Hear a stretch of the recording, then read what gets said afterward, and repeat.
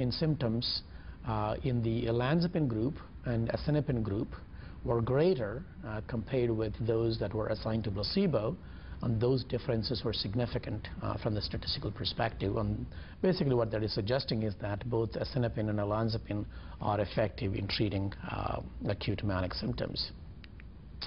Now, there was a meta-analysis that was done recently, primarily looking at what was the difference at the endpoint in manic symptom change scores between the active medication group and placebo group. And that is what is plotted here on this slide for each of these medications from each of these trials. And as you can see, pretty much in terms of the separation between the medication and placebo, whether you're looking at the change for one of the atypical antipsychotics or lithium or even for that matter haloperidol, it's around 6 points approximately. So in other words, the improvement in symptoms, manic symptoms, is about 6 points greater in the medication group compared with the placebo group on average in each of these trials. And that difference is significant not only from the statistical perspective, but also from the clinical perspective. But clinicians, when they often look at the mean change scores, it doesn't necessarily mean that much, because when we're treating patients, we really want to know how many patients actually get better with each of the medications that we give. So in other words, if I administer a medication to 100 patients with acute mania, I want to know at the end of 3 weeks how many patients actually get better. And that's looked at in all these trials, and that is what is plotted here on this slide for various medications such as quetiapine, olanzapine, risperidone, aripiprazole, lithium valproate, carbamazepine, ziprasidone, asenapine, and paliperidone. And basically what you see is that the response rates, and in all these trials, responses was defined as a 50% or more improvement in symptoms as measured by the Young Maynard Rating Scale score. And as you can see, the improvement or the response rates were significantly greater in the medication group in each and every one of those studies compared with the improvement seen in the placebo group. And on average, about half of the patients got better with each of these medications in each of those trials, compared with about 20 to 25% of patients getting better with placebo in each of those trials. And again, what that is suggesting is that all these medications seem to work for treating acute mania. And in terms of response rates, there does not seem to be any significant difference between these medications.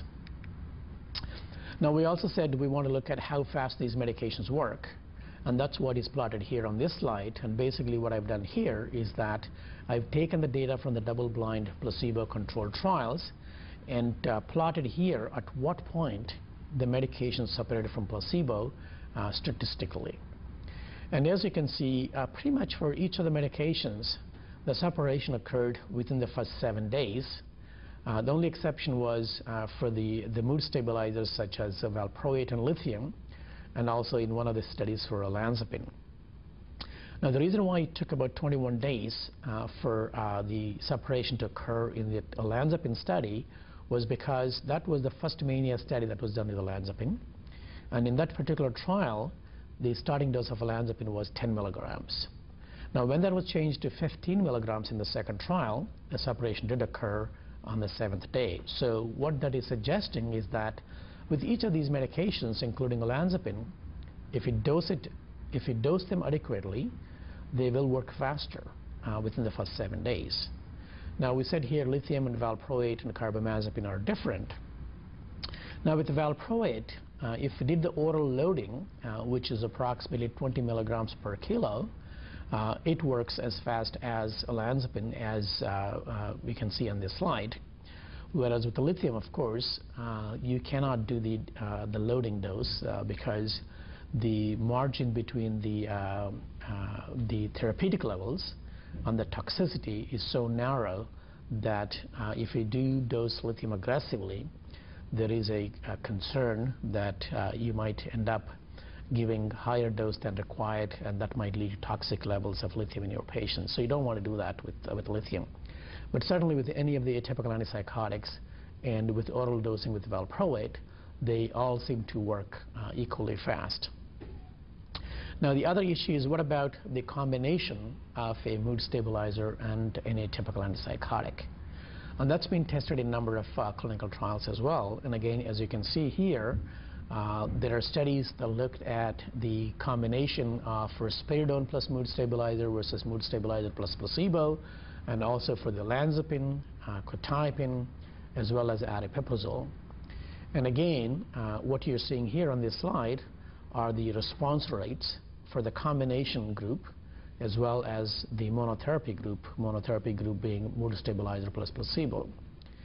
And as you can see on this slide, the response rates for the combination group in every study were greater compared with the response rates for the mood stabilizer monotherapy group. And on average, the difference in response rates between the two groups in each of those studies was about 20%. So the conclusions one can draw from this slide are two. One is that all combinations work, and that there is no difference in terms of the efficacy between different combinations compared with the mood stabilizer monotherapy. And secondly, on average, 20% more patients will get better with any combination, whether that combination is lithium plus risperidone or valproate plus olanzapine. It really doesn't seem to matter. Combinations work equally well.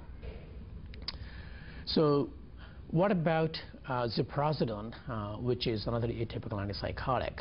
Does ziprasidone, or when ziprasidone is given in combination with lithium or valproate, does it work? Do more patients get better with this combination compared with mood stabilizer plus placebo? Theoretically, they should, but unfortunately, in this double-blind placebo-controlled trial, the difference was not significant. That could be due to methodological issues, but at this point in time, combining ziprasidone with a mood stabilizer may not be the first-line treatment for patients with acute mania.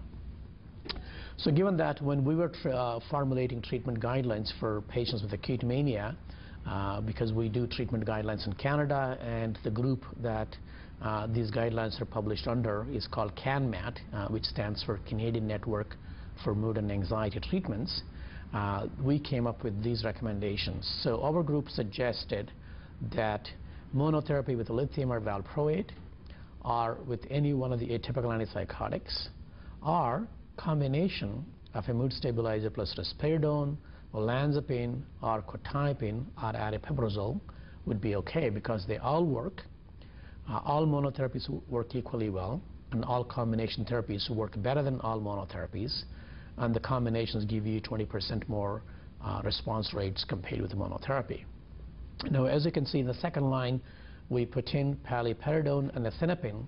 And the main reason for that is that although those have been shown to work in double-blind trials, we haven't had much experience in clinical practice, so we really don't know how well they fare in clinical practice, and that's really one of the reasons we put them in as second-line treatments. Carbamazepine monotherapy works, but the reason why carbamazepine monotherapy is second-line is because it induces hepatic microsomal enzymes, and as you know, many bipolar patients often need more than one medication at some point in their lives. And giving carbamazepine along with something else is often challenging, because carbamazepine induces metabolism of other drugs, and that causes a number of problems in the management of bipolar disorder. And the third-line options include conventional antipsychotics.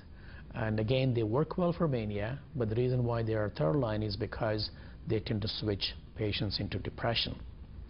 So in the light of this evidence, coming back to your guidelines, Florida treatment guidelines, what can we say? What modifications do we suggest? Well, I would suggest, in terms of the level 1, monotherapy with any one of the atypical antipsychotics would be okay, with the exception of paliperidone and carbamazepine. I would also suggest adding a combination therapy in the level 1, because as we said, combination therapy is more effective than monotherapy. combination therapy does improve 20% more patients during the same period of time compared with the monotherapy.